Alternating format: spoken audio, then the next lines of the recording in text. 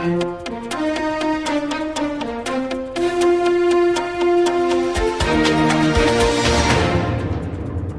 and welcome to Midday Update. Coming up are the headlines for the day. His Majesty issues royal decree. Shura Council hosts Minister of Housing and Urban Planning. Oman says it is coordinating with Pakistan to get back missing citizens. Hunger surges in Afghanistan as drought persists. World Food Programme says 7.4 million people food insecure in South Ethiopia amid severe drought. Bharat's Biotech's COVID-19 nasal vaccine Phase 3 trials completed. Bragantino rally to hold Santos in Brazil's Serie A. US and Japan take goals on first day of 19th FINA World Championships. Those are the headlines. Now for the local stories for the day. His Majesty Sultan Haitham bin Tariq has issued a royal decree promoting and appointing 2 brigadiers in the Internal Security Services. According to Oman News Agency, a royal decree promotes Brigadier Mohammed bin Rashid bin Jaman al-Shajibi to the rank of Major General and is appointed as an assistant to the head of the Internal Security Service for operations, and Brigadier Saif bin Salman bin Salem al-Shukeli to the rank of Major General and is appointed as an assistant to the head of the Internal Security Service for administrative support. The Minister of Housing and Urban Planning was hosted by the Shura Council on Sunday to discuss the ministry's statement, which includes several axes. The Shura Council hosts His Excellency Dr. Khalfan bin Saeed Al Shuaili, Minister of Housing and Urban Planning, in its 15th regular session of the 3rd annual session of the 9th period to discuss the ministry's statement, which includes several axes, including general policies for housing and urban planning, a study of the reality of land reconstruction, and partnership with the private sector, Oman News Agency said in a statement.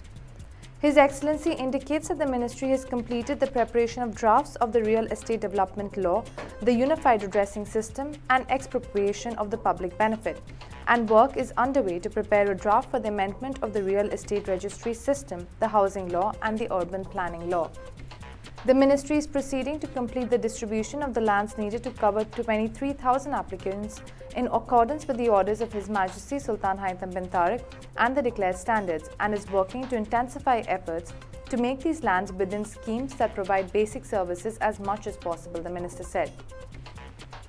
His Excellency confirmed that the ministry has made great strides in achieving digital readiness by launching a number of digital platforms that had a noticeable positive impact on the governance, transparency and oversight, and the speed of completion of transactions. The Minister of Housing and Urban Planning said the following. The distribution of residential lands according to an approved methodology that takes into account the gradation in the specified number of distribution to ensure the effectiveness and efficiency of the Choose Your Land platform. After linking with the relevant government agencies and within this framework, the distribution of nearly 8,000 residential plots has been completed until mid-June.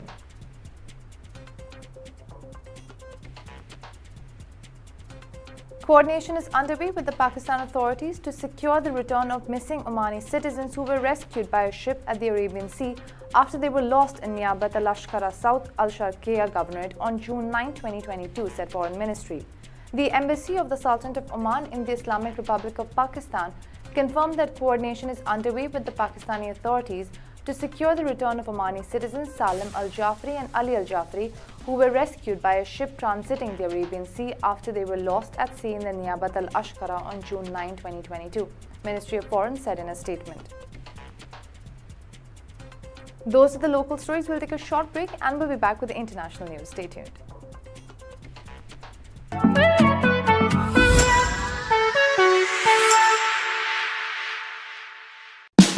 Oman's largest online supermarket now has no minimum order limit. From grocery to household items, Rafiq has everything that you want. Enjoy worry-free shopping with over 8,000 products to choose from and get it delivered straight to your doorstep. Rafiq, you order, we deliver.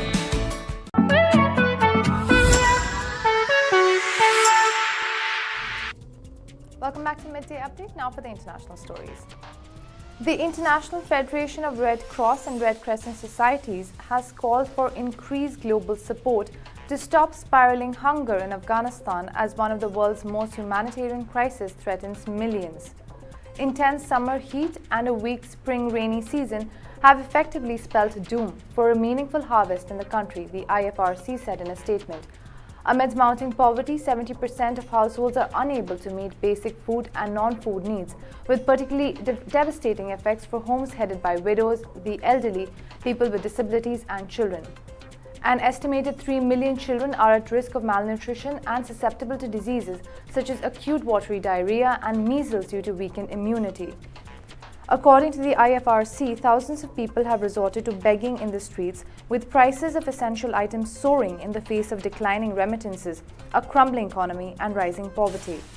In a statement on Friday, the Afghan Red Crescent said it is ramping up its response operation using available funds, giving immediate priority to food and cash distributions, as well as providing health services via more than 140 health facilities across Afghanistan. However, the latest reports show much more assistance will be needed.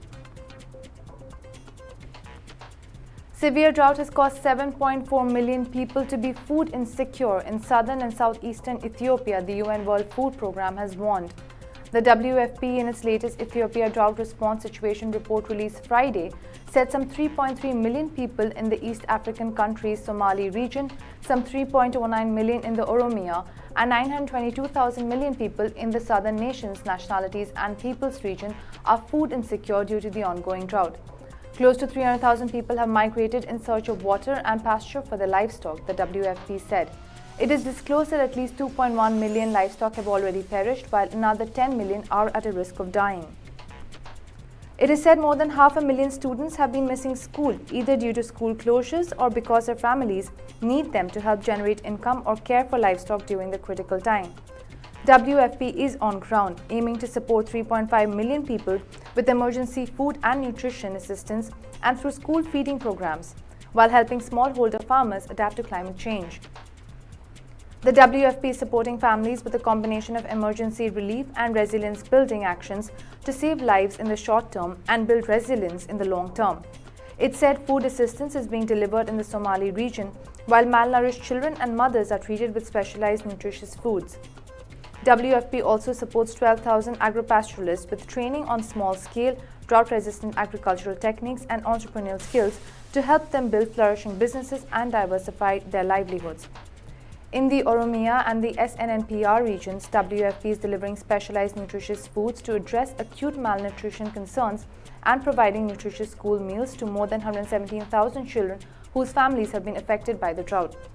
It, however, emphasized that funding shortages have forced it to cut food rations, and the number of mothers and children receiving treatment for moderate acute malnutrition in the Somali and the SNNPR regions have grown. Dr. Krishna Ella, Chairman and Managing Director of Bharat Biotech, on Saturday said that the clinical phase 3 trials of the COVID-19 nasal vaccine have been completed and the company will submit its data to Drugs Controller General of India next month. Krishna was in Paris as a speaker at Viva Technology 2022, where India was declared a country of the year. India's drug controller had in January this year given permission to Bharat Biotech to conduct standalone phase 3 trials on its COVID-19 nasal vaccine.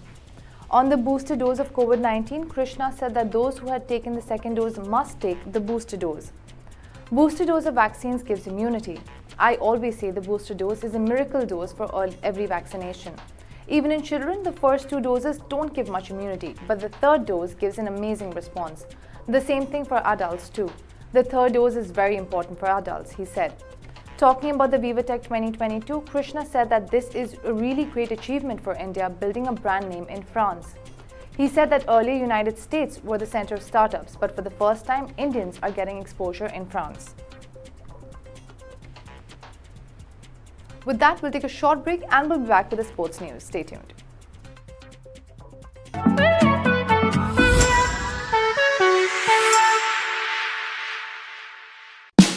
Oman's largest online supermarket now has no minimum order limit. From grocery to household items, Rafiq has everything that you want.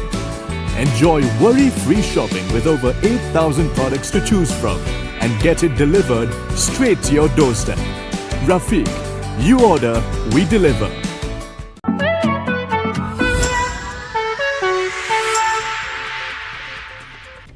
Welcome back to Midday Update. Now for the sports stories. Bragantino recovered from a 2-0 deficit to salvage a 2-2 away draw at Santos in Brazil Serie A Championship on Saturday.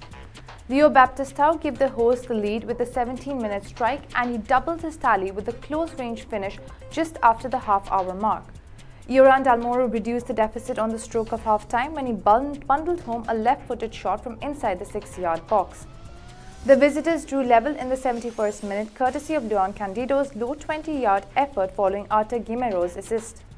The result leaves Santos 5th in the 20-team Serie A standings with 18 points from 13 matches, 7 points behind Palmeiras. Bragantino are 7th, trailing Santos on goal difference. The United States won 2 gold medals while Japan had won on the first day of the 19th FINA World Championships with 6 finals to account for on Saturday. China missed the bronze and finished 4th in the women's 4x100-meter freestyle relay with a time of 3 minutes and 35.25 seconds, as the gold was earned by Australia with a time of 3 minutes 30.95 seconds. Canada came in second while the US came in third. American Katie Ledecky won the women's 400-meter freestyle with a championship record of 3 minutes 58.15 seconds, while Summer McIntosh of Canada needed 3 minutes 59.39 seconds to take the silver. Leah Smith of the United States got the bronze with 4 minutes 2.08 seconds. The American team also won the men's 4x100 freestyle relay by 3 minutes and 9.34 seconds, followed by Australia and Italy. In the men's 400-meter freestyle, New Zealand's Elijah Winnington won by 3 minutes 41.22 seconds, closely tailed by Lucas Martins from Germany and Guilherme Costa from Brazil. The men's 400-meter medley saw the victory of France's Leon Marchand with a new European record of 4 minutes 4.28 seconds, followed by 2 American swimmers Carson Foster and Chase Cullies.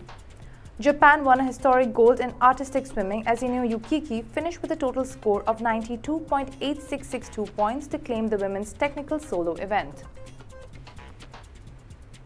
Those were the local, international and sports stories for the day. For more updates, stay tuned and keep watching TTV. You've just heard the live feed from the TTV studios on TFM 95.4. Let's talk.